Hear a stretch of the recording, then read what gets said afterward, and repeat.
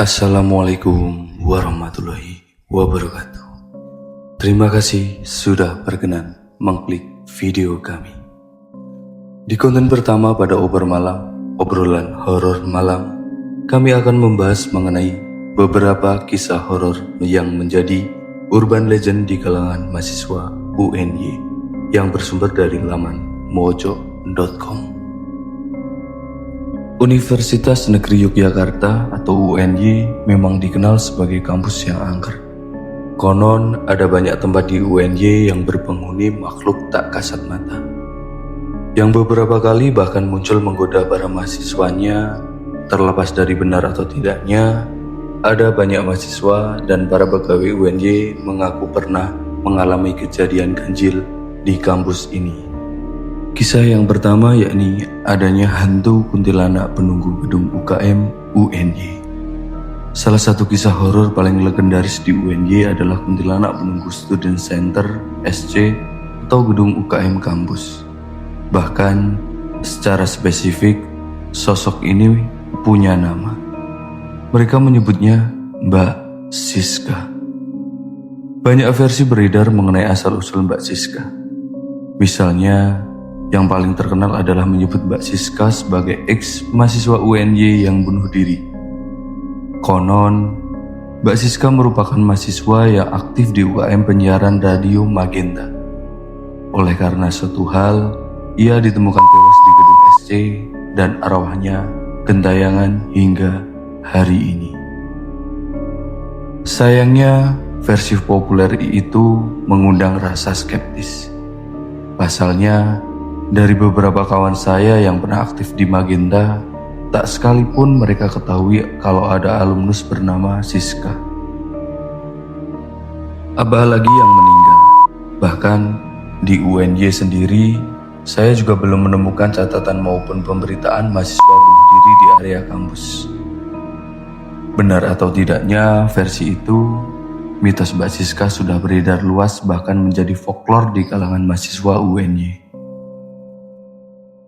Saya jadi teringat kawan saya, sebut saja namanya Ilham, yang pernah membuktikan eksistensi Mbak Siska. Ceritanya pada bulan puasa tahun 2017, kawan saya yang mengaku indigo itu sengaja begadang di area kampus untuk menunggu waktu sahur. Saat dirinya tengah asyik dengan laptopnya, sosok perempuan berwajah pucat terlihat melayang di lantai 3. Baju seperti dasar warna merah, rambut panjang nyaris menyentuh mata kaki, dan wajahnya pucat.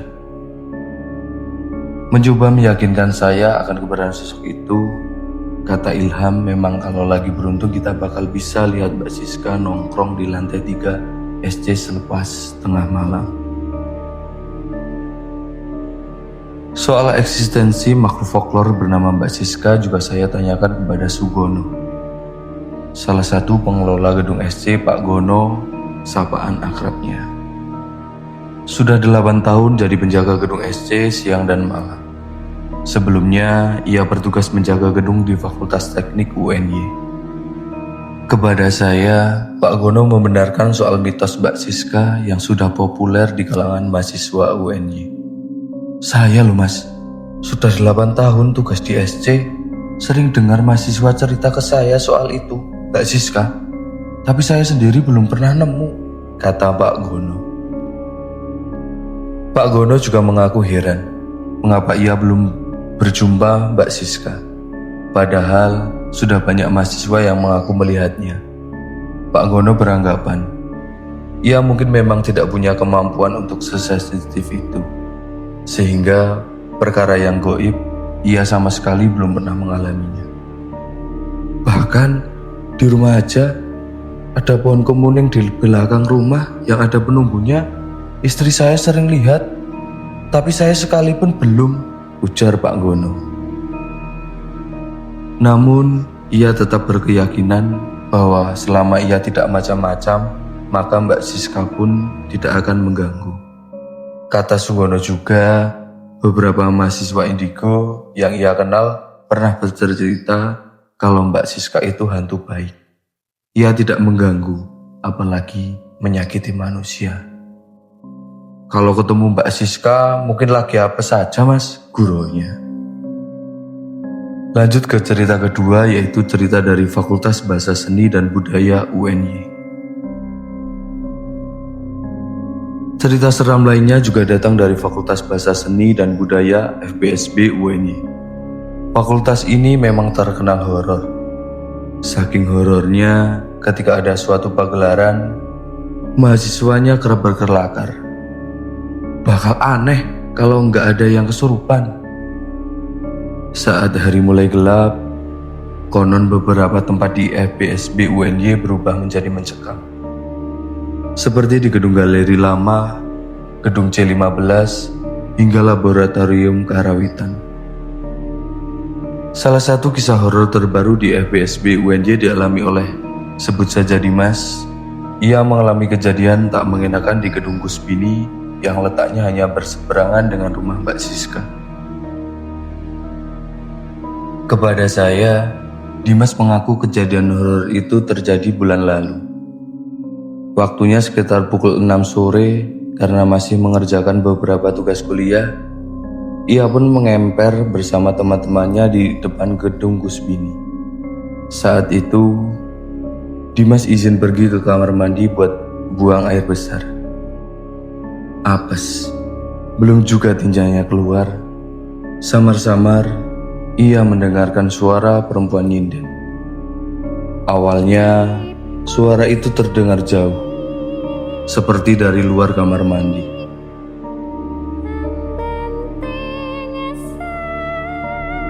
Lama-kelamaan, kok makin dekat. Suaranya makin jelas, ujar Dimas.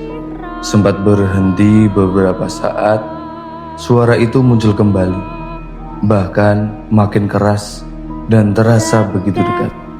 Rasanya suara itu berasal dari bilik sebelah, kata Dimas.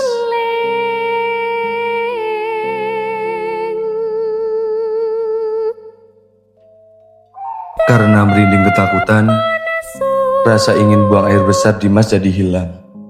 Jika di film-film, orang akan memilih buat mengintip ruang sebelah melalui celah di bawah, Dimas memutuskan untuk segera meninggalkan kamar mandi. Langkah 1000 ia ambil, dan benar saja. Ketika tengah menggerakkan langkahnya, ia sama sekali tak melihat orang di kamar mandi itu. Nah itu tadi kejadian ganjil yang pernah dialami Dimas di Fakultas Bahasa Seni dan Budaya UNY. Selanjutnya di cerita ketiga, yaitu cerita anak kecil yang berlarian tengah malam. Sementara dari Fakultas Ilmu Sosial, Hukum, dan Ilmu Politik Visipol UNY, kisah horornya juga tak kalah menyeramkan. Salah satunya dialami Dina. Sebenarnya, sejak masuk kuliah pada 2019 lalu, kakak tingkat dan teman-teman Dina pernah bercerita kalau di FIS, nama Visipol kala itu, banyak tempat angker. Salah satunya di Taman Pancasila. Dina sendiri sebenarnya adalah penakut, tapi dia memang selalu berusaha positive thinking tatkala merasa ada yang horor, sebab bagi dia selama kita nggak takut, hantu gak bakal ganggu. Sayangnya, pada suatu malam di tahun 2022, keyakinan Dina tadi roboh. Saat itu, kampus masih sepi karena baru sedikit mahasiswa yang sudah mulai kuliah luring.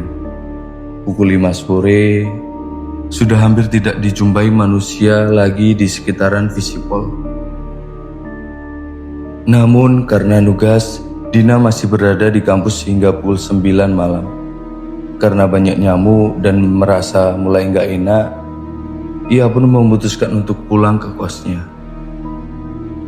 Sebagai informasi, indekosnya Dina ini berada di Karangmalang, sekitar 500 meter dari kampusnya. Tiap hari, ia bolak-balik kos kampus berjalan kaki. Namun malam itu, saat sedang berjalan, Dina melihat sosok anak kecil berlari dari Taman Pancasila menuju ke arah parkiran Visipol UNY. Seketika, seluruh badan Dina langsung kaku. Pengen teriak, tapi nggak bisa. Dalam hatinya hanya bergejolak. Apakah dia berhalusinasi atau tidak? Masa iya, jam segini masih ada anak-anak yang bermain di area kampus? Dina mencoba memberanikan diri untuk melanjutkan langkahnya sembari menahan tangis. Dina terus berjalan ke arah Fakultas Ekonomi, karena itu jadi jalan terdekat menuju kosnya. Namun, apes banget. Saat ia sampai di jalan antara parkiran FE dan Visipol, ia melihat kembali anak kecil tadi yang sedang lari-larian di tengah jalan dengan wujud yang tak normal. Bahkan, tidak hanya satu. Ia mengingat ada 3 anak kecil di sana. Tentu, hal itu semakin membuat rasa ketakutan Dina menjadi-jadi. Seluruh bulu kuduk berdiri dan ia pun sesegera mungkin berjalan menuju kosnya. Kejadian tersebut tentu membuat Dina menjadi kapok untuk mengerjakan tugas di kampus hingga larut malam. Nah, itu tadi kisah horor penutup pada obor malam edisi pertama yang menceritakan beberapa folklore yang terjadi di kampus Universitas Negeri Yogyakarta. Jika kalian suka dengan konten kita kali ini mengenai obrolan horor malam, tinggalkan like dan komen lanjut cerita selanjutnya. Terima kasih sudah menonton hingga akhir. Akhirul kalam, wassalamualaikum warahmatullahi wabarakatuh.